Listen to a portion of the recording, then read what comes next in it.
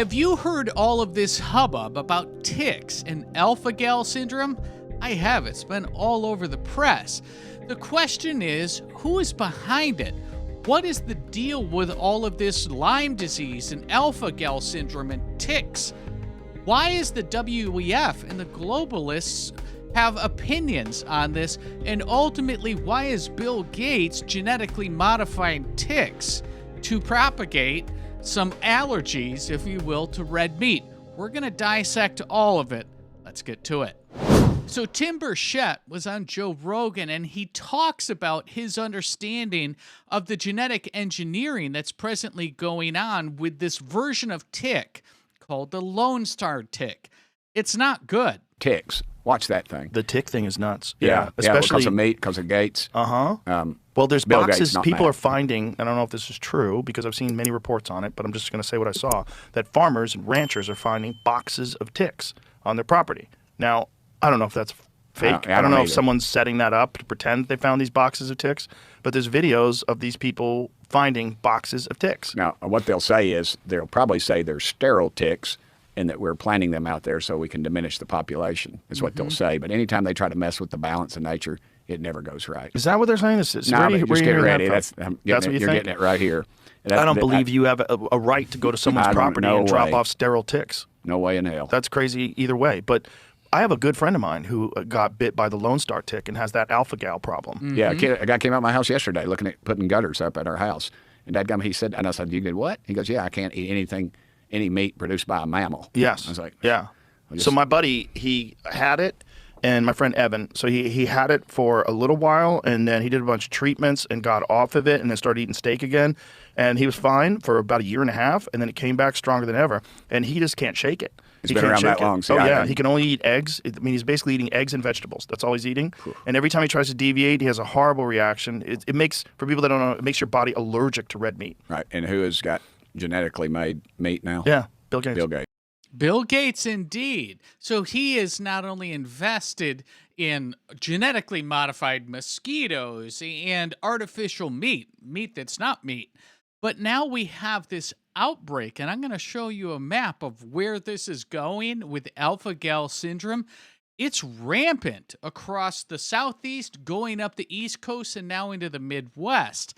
Again, if you get bit by one of these genetically modified ticks or the Lone Star tick that can give you alpha-gal syndrome or disease, this makes you allergic to red meat. So you may ask, where have I heard this message about trying to lower our carbon footprint and lower the amount of red meat? Oh, that's right, the World Economic Forum. So this is Matthew Liu. He was actually one of the presenters at the World Economic Forum, and he'd like to lecture you and me about how we need to lower the amount of red meat we're eating, and if we're not willing to lower the amount that we're consuming, well, they can do something about that. So I'll give two examples. So one is that people eat too much meat, right? And if they were to cut down on their consumption on meat, then they would, it would actually really help the planet. But people are not willing to give up meat. Yeah, some people will be willing to, but other people, they may be willing to, but they have a weakness of will. They say, wow, this steak is just too juicy. I can't do it. I'm one of those, by the way. So, but so here's the thought, right? So it turns out that we know a lot about, we have these intolerance to, for example, I have milk intolerance. And some people are intolerant to crayfish. So possibly we can use human engineering to make it the case that we're intolerant to certain kinds of meat, to certain kinds of bovine proteins. And there's actually analogs of this in life. There's this thing called the Lone Star tick, where if it bites you, you will become allergic to meat. I can sort of describe the mechanism. So that's something that we can do through human engineering. We can kind of possibly address really big world problems through human engineering.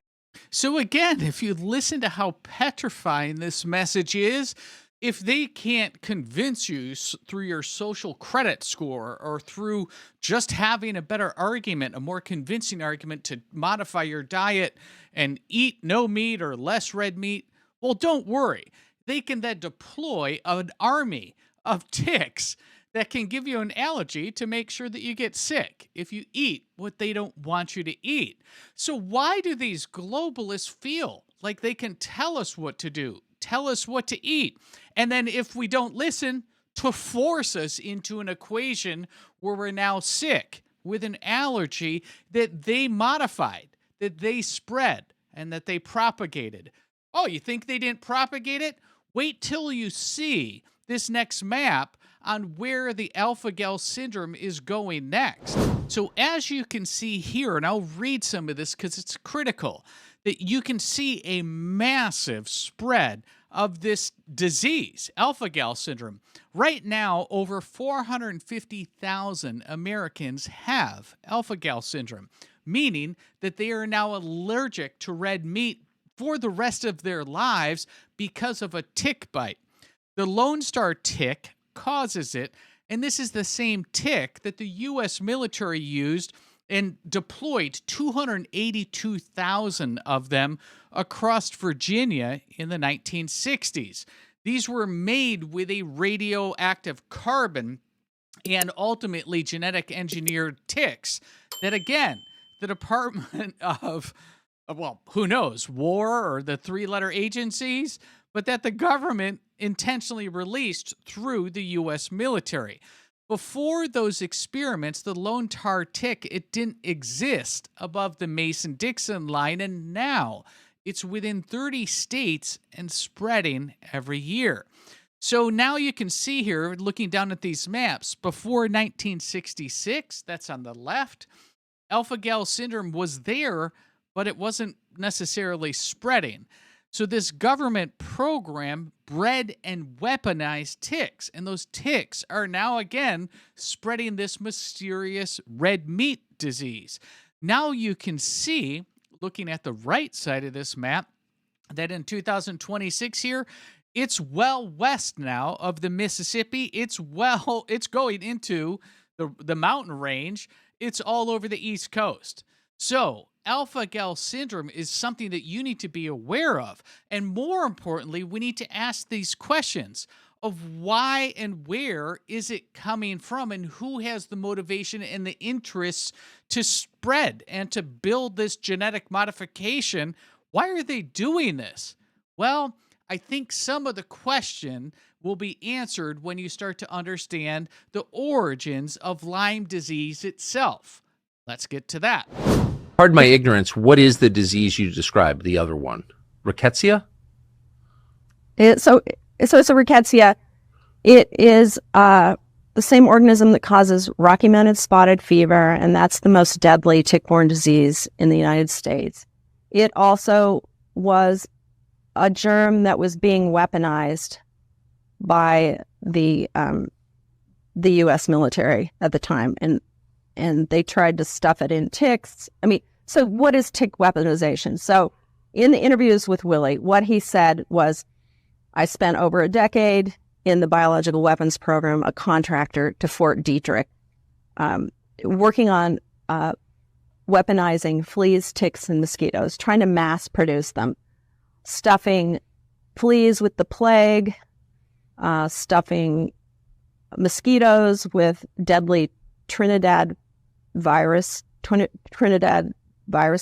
and then stuffing ticks with either deadly or incapacitating diseases like relapsing fever, Venezuelan equine encephalitis, rabies, leptospirosis, which is another spirochete. So it's just like Dr. Strangelove trying to make new diseases, mixing bacteria and virus in ticks with the intent of, this is the perfect stealth weapon. It's poor man's nuke. You drop these insects on an enemy. It weakens the population.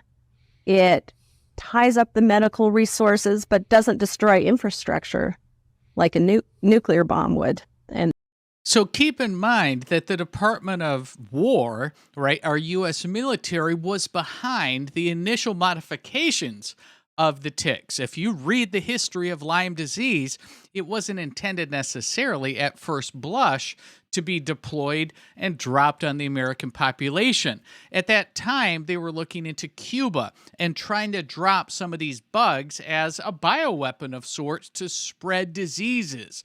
So as you see here, this is not a new concept at all of trying to develop this poor man's nuke.